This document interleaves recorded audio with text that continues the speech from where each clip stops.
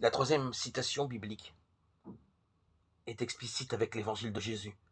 Il en va comme il est écrit dans Isaïe le prophète.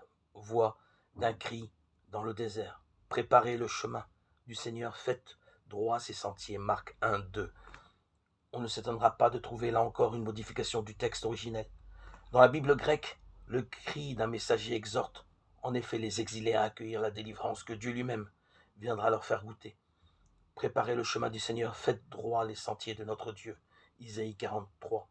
Or, là où la version originelle du livre d'Ésaïe évoque la venue salutaire du Seigneur notre Dieu, l'évangile de Marc emploie un simple pronom à la troisième personne. Préparez le chemin du Seigneur, faites droit ses sentiers.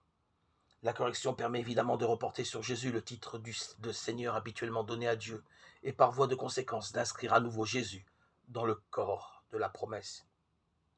Le renversement inauguré par la première citation se confirme donc. Le texte de Marc ne réfère pas seulement Jésus au souvenir de l'action salutaire que Dieu un jour déploya en faveur du peuple des exilés à Babylone. Il célèbre en Jésus l'action salutaire de Dieu, dont, au jour de l'exil, le messager a fait l'annonce à grands cris. Et voilà l'évangile de Jésus déployé en trois facettes. Jésus est lui-même l'irruption de Dieu qui vient, celui par qui nous recevons de goûter une inimaginable nouveauté de nous-mêmes, et tout à la fois le don salutaire par la force duquel nous sommes introduits dans cette nouveauté.